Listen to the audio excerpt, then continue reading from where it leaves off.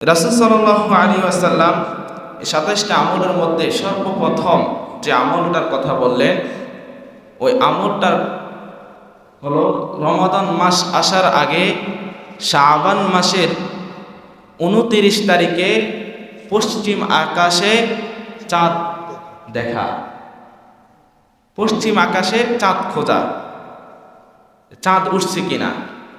কিন্তু আমাদের এখন সময় এমন হয়েছে যে আমরা আকাশে তো চাঁদ দেখেই না, বরঞ্চ আমরা সবাই ফেসবুক আর মোবাইলের দিকে তাকায় থাকি। চাঁদ কি মোবাইলে উঠে? এখন তো চাঁদ মোবাইলে উঠে, কিন্তু এই যে সুন্নাত আমাদের কাছ থেকে চলে যাচ্ছে, চাঁদ দেখা একটা সুন্নাত। তাহলে রাসূলের ১ নম্বর সুন্নাত হলো, রাসূল পশ্চিম আকাশের দিকে তাকিয়ে চাঁদ খুঁজতেন, চাঁদ দেখতেন। রমাদান আসার আগে রমজানকে স্বাগতম জানালেন। মাহে রমজান এলো বছর গড়ে, মুমিন মুসলমানের দারে দারে।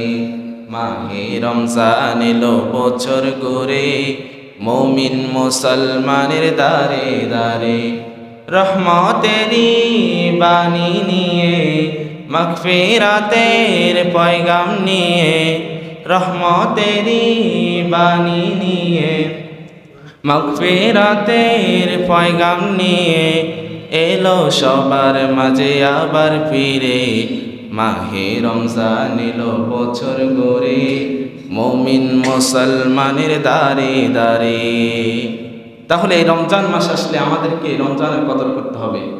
এটা আসে মানুষকে পরিবর্তন করার জন্য, রহমত নিয়ে আসে, মাগফিরাত নিয়ে আসে, নাজাত নিয়ে আসে।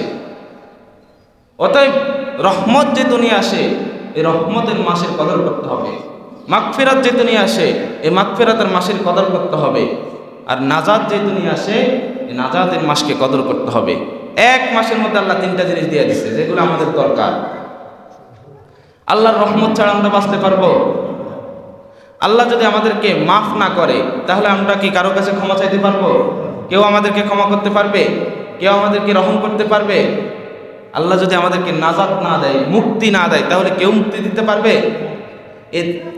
এই মাসের মধ্যে আল্লাহ 3টা জিনিস আমাদের জন্য দিয়ে দিলেন। কত সুন্দর! কিভাবে আল্লাহ সেটিং করে দিলেন। প্রথমে আল্লাহ রহমত দিলেন, তারপরে মাগফিরাত দিলেন, তারপরে নাজাত দিলেন। আল্লাহ যদি রহম না করে, তাহলে আপনি মাফ পাবেন না। মাফ যদি না করে, আপনি নাজাত পাবেন না। এজন্য আগে রহমত দিলেন, তারপরে মাগফিরাত দিলেন, তারপরে নাজাত দিলেন।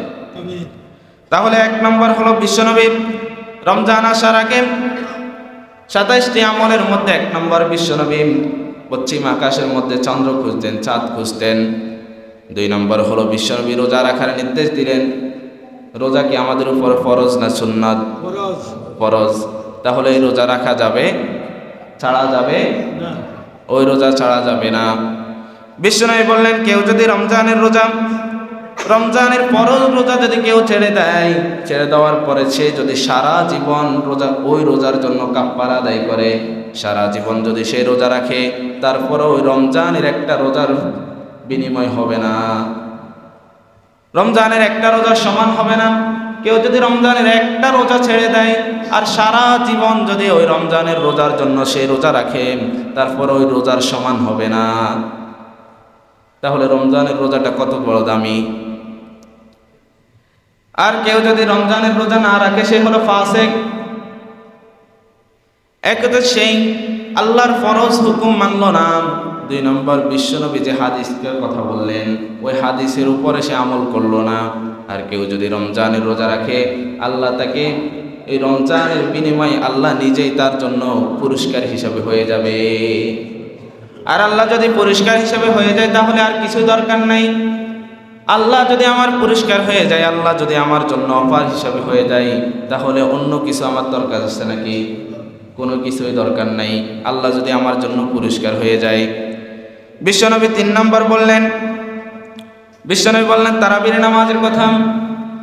বিশ্বনবী বললেন 27টি আমলের মধ্যে তোমরা তারাবির নামাজ ছাড়বে না। খবরদার, তারাবির নামাজ হলো সুন্নাতে মুআক্কাদা। তারাবির নামাজ ছাড়া যাবে। আলহামদুলিল্লাহ, আমাদের মসজিদে প্রথম দিন যা মানুষ এসে, কালকে এক কাতার নাই,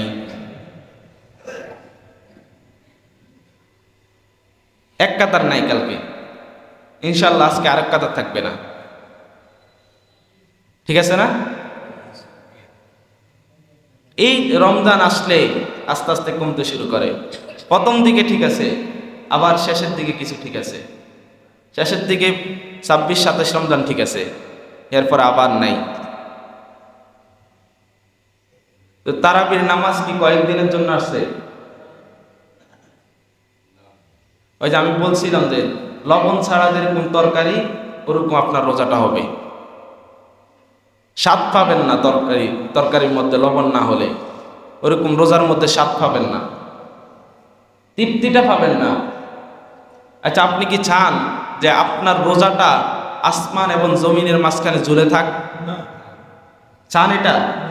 আমরা তো চাই যে আল্লাহর কাছে আমার রমজানের রোজাটা পৌঁছে যাক। তো পৌঁছাতে হলে মেডিসিন যা লাগবে সবগুলোই তো আমাকে দিতে হবে, তারপরে না এটা যাবে। এখন আপনি মেসেজ করলেন, ফোনে টাকা নাই, এটা কি মেসেজ, এটা কি আরেকজনের কাছে যাবে? টাকা ভরতে হবে না? টাকা ভরার সাথে সাথে এটা সেন্ড হয়ে যাবে। এজন্য তারাবির নামাজ পড়তে হবে, তারাবির নামাজ ছাড়া যাবে না। বিশ্বনবী বললেন, মান কামা রমাদান ঈমানান ওয়া ইহতিসাবান গুফিরা লাহু মা তাকদ্দামা মিন যামবিক। বিশ্বনবী বললেন, যে ব্যক্তি রাতে দাঁড়িয়ে তারাবির নামাজ পড়বেন, তার পূর্বের সমস্ত গুনাহ আল্লাহ মাফ করে দিবে। যে রাতে দাঁড়িয়ে কষ্ট করে যে তারাবির নামাজ পড়বে, আল্লাহ তার পূর্বের সমস্ত গুনাহকে মাফ করে দিবে। আবার তারাবির নামাজ এমন হওয়া যাবে না যে নামাজ শুধু উঠলাম আর বসলাম আর দৌড় দিলাম, এরকম নামাজ হওয়া যাবে না। তারাবিরে ধীরস্থির থাকতে হবে। আল্লাহ বললেন, ওয়ারাত্তিলিল কোরআন তারতিলা, তোমরা কোরআন তারতিলের সাথে পড়ো, বুঝে বুঝে পড়ো। এখন এভাবে ধীরস্থিরভাবে পড়লো অনেকজনের মন খারাপ, যে ওই মসজিদে 10 মিনিট আগে শেষ হয়েছে, আমাদের এখানে শেষ হয়নি কেন? আর আপনি নামাজ পড়লেন, ওই নামাজ যদি আপনার কাজেই না আসে, তাহলে ওই নামাজ পড়ার কি দরকার? ঘরে শুয়ে থাকতে তো পারে। নামাজ পড়তে হলে নামাজের মতো হতে হবে। আল্লাহ পাক আমাদের বুঝার তৌফিক দান করো। 4 নম্বর, বিশ্বনবী বললেন সাহারি খাওয়ার কথা। আপনি রমজান ছাড়া যে খাবার খান, রমজান ছাড়া যে কোনো খাবার খেলে ওই খাবারে আপনি তেমন সওয়াব পাবেন না। কিন্তু রমজানে যদি আপনি সাহারি খান, ওই সাহারি খাওয়ার কারণে আল্লাহ আপনাকে সওয়াব দিবে, আল্লাহ আপনার আমল নামার মধ্যে সওয়াব যোগ করবে। এজন্য সাহারি খেতে হবে। হয়তো আপনি সন্ধ্যাবেলা অনেক খাবার খেলেন, ভোর রাত্রে খাইতে মন চাইছে না, তারপর আপনি পানি 1 গ্লাস হলেও খেতে হবে, কারণ এটা হলো সুন্নাহ। সুন্নাহ ছাড়া যাবে না, এটা রাসূলের সুন্নাত।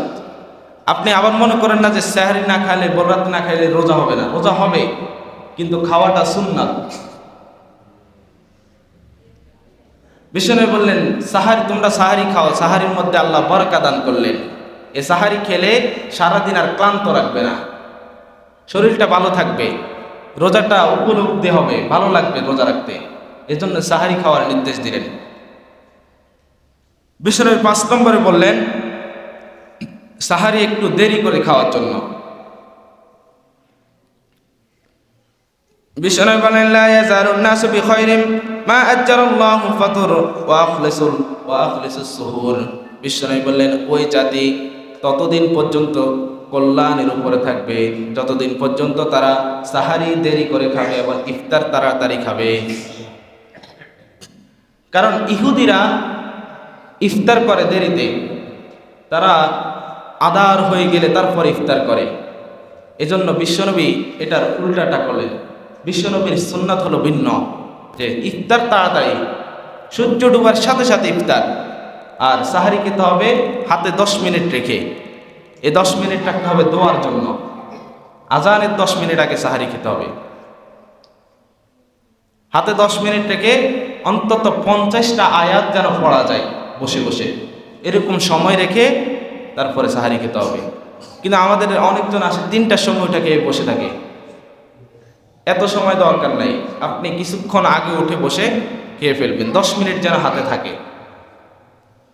6 নম্বর হলো ইফতার করা।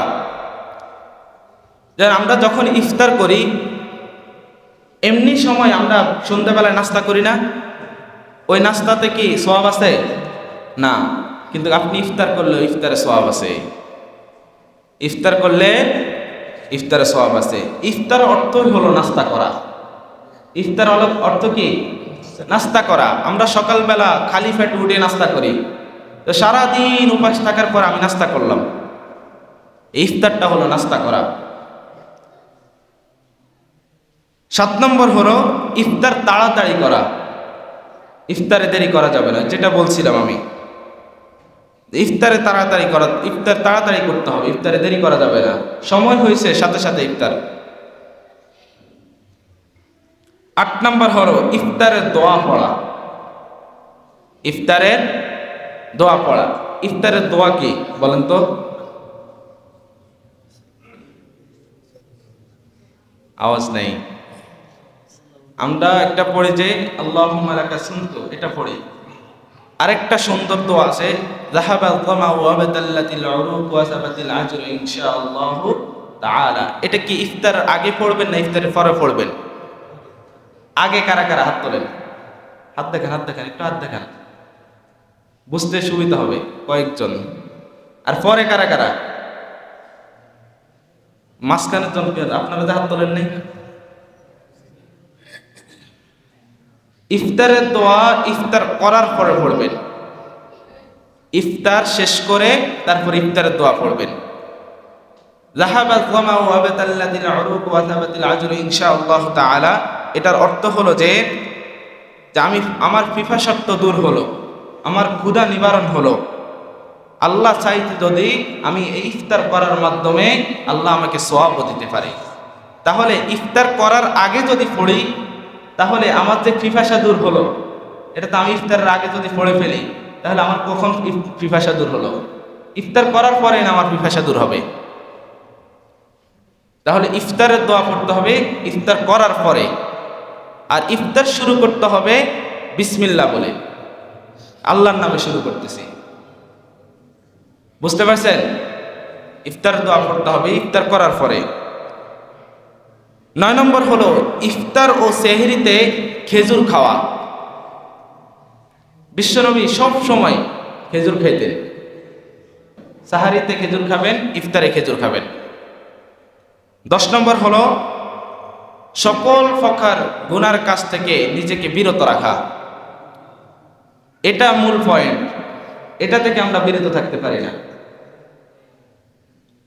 খারাপ জিনিস, মোবাইলে কোনো কিছু দেখা যাবে না, গালি গালাজ এগুলা কোনো কিছু করা যাবে না, পরনারীর দিকে তাকানো, অশ্লীলতা কথাবার্তা বলা, এগুলা কিছু করা যাবে না। তাহলে ওই যে আপনি শুধুমাত্র উপাস থাকলেন, কিন্তু আপনার ওই রোজা আল্লাহর কাছে গ্রহণযোগ্য। সারাদিন উপাস রইলেন, কিন্তু ওই রোজাটা যদি আল্লাহর কাছে গ্রহণযোগ্য না হয়, তাহলে এই উপাসের দাম কোথায় রইল?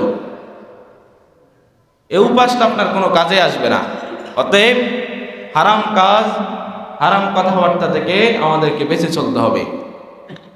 11 নম্বর হলো অধিক পরিমাণ দোয়া করা। বিশ্বনবী বললেন, কেউ যদি রমজানের রোজা রাখা অবস্থায়, মুখে রোজা রাখা অবস্থায় কেউ যদি দোয়া করে, আল্লাহ ওই দোয়া সাথে সাথে কবুল করে নেয়। বিশ্বনবী বললেন 3 ব্যক্তির দোয়া কখনো ফিরিয়ে দেওয়া হয় না। 1 নম্বর হলো যে হলো মাজলুম। 1 নম্বর কে? যে ব্যক্তি মাজলুম, জালিমের অনিষ্ট হতে আল্লাহর কাছে পানা চাইলেন, আল্লাহ ওই মাজলুমের দোয়া সাথে সাথে কবুল করে নেয়। 2 নম্বর হলো মুসাফির। যে ব্যক্তি মুসাফির অবস্থায় আছে, সফরে গেলেন, ওই ব্যক্তি দোয়া করলে আল্লাহ সাথে সাথে কবুল করে। 3 নম্বর হলো যে ব্যক্তি রোজা অবস্থায় দোয়া করে, আল্লাহ ওই ব্যক্তির দোয়া সাথে সাথে কবুল করে। আপনি এখন রোজা অবস্থায় দোয়া করেন, আল্লাহ আপনার দোয়া কবুল করে নেবে। দোয়া করতে হবে, শুধু আমল করলে হবে না, আমলের সাথে দোয়াও লাগবে। তারপরে গিয়ে আমলটা আপনার কার্যকর হবে। দোয়া করতে হবে আল্লাহর কাছে, বেশি বেশি করে দোয়া করবেন। 12 নম্বর হলো মিথ্যা কথা, মিথ্যা কাজ ছেড়ে দিতে হবে। রমজানের যে 27টি আমল, ও আমলের মধ্যে 12 নম্বর হলো মিথ্যা কথা বলা যাবে না। কিন্তু আমাদের এটা নিত্য প্রতিদিনের একটা কাজ, মিথ্যা কথা বলা। একটা মিথ্যা কথা বললে আপনি ওই মিথ্যা কথাকে ঢাকার জন্য আরো 1000টা মিথ্যা কথা বলতে হবে। অতএব মিথ্যা কথা, মিথ্যা কাজ বলা যাবে না। কেউ যদি মিথ্যা কথা বলে আর মুখে রোজাও রাখছে, আপনার ওই রোজা আল্লাহর কবুল করার জন্য ঠেকা পড়ছে আল্লাহর, ওটা কবুল হবে না, কখনো না। যেন মিথ্যা কাজ ছেড়ে দিতে হবে। 13 নম্বর হলো, রোজা রাখা অবস্থায় ঝগড়াঝাটি করা যাবে না। ঝগড়া মারামারি কোনো কিছুই করা যাবে না।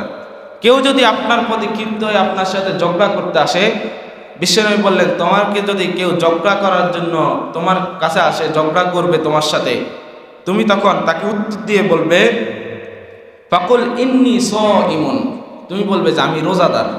কি বলবেন? আমি রোজাদার। আওয়াজ নাই, কি বলবেন? আমি রোজাদার। ঝগড়া করা যাবে না। 14 নম্বর হলো, যে কোনো ভালো কাজ বেশি বেশি করে করতে হবে। যত বেশি ভালো কাজ করবেন তত বেশি সওয়াব। রমজান মাসে যত বেশি ভালো কাজ তত বেশি সওয়াব। সামাজিক কাজ, যে কোনো ভালো কাজ এটা বেশি বেশি করে করবেন। 15 নম্বর হলো, বেশি বেশি করে ইস্তেগফার পড়বেন। বেশি বেশি করে ইস্তেগফার পড়লে গুনাহ মাফ হয়। আর আল্লাহ রমজান মাসে রাতে আল্লাহ বহু মানুষকে মাফ করে দেয়। এজন্য মাফ চাইবেন বেশি বেশি করে। আল্লাহ যেন ওই মাফ যে লিস্ট করে, আল্লাহ ওই লিস্টের মধ্যে যেন আমার নামও থাকে। 16 নম্বর হলো, কোনো রোজাদার ব্যক্তিকে ইফতার করানো। আপনি যদি কোনো রোজাদার ব্যক্তিকে ইফতার করান, তাহলে সেই ইফতার করে যে সওয়াব কামাবে, আপনি তাকে ইফতার করানোর কারণে আপনিও সেম সওয়াব কামাবেন। 17 নম্বর হলো, রমজান মাসে বেশি বেশি করে কোরআন তেলাওয়াত করা। এটা আমরা অনেকে করি না। বেশি বেশি করে কোরআন তেলাওয়াত করতে হবে। কোরআন শিক্ষাটা এমন একটা শিক্ষা যেটা আপনার এখানেও কাজে লাগবে, আখিরাতেও কাজে লাগবে। কোরআন শিক্ষা, কোরআন পড়তে হবে, কারণ এটা কোরআন নাজিলের মাস। অতএব এই মাসে যদি কোরআন তেলাওয়াত করেন, তাহলে আল্লাহর কাছে প্রিয় হওয়ার জন্য আর কোনো কিছুই লাগবে না। আপনাদের মসজিদে কোরআন শিক্ষার আয়োজন করা হয়েছে, জানেন? সবাই জানেন? প্রতিদিন জোহরের পরে। আমি আশাবাদী যে সবাই কোরআন শেখার জন্য বসবেন। আমরা কি সবাই শুদ্ধভাবে কোরআন পড়তে পারি না? তো যেহেতু আমরা পারি না, তাহলে এখানে কোরআন সিদ্ধ করার জন্য অন্তত নামাজে যে সূরাগুলো আছে, ওই সূরাগুলো শেখার জন্য হলো এখানে আমরা বসবো। আপনি জোহরের পরে তো আপনার কোনো কাজ নাই, আমার মনে হয় না কাজ আছে।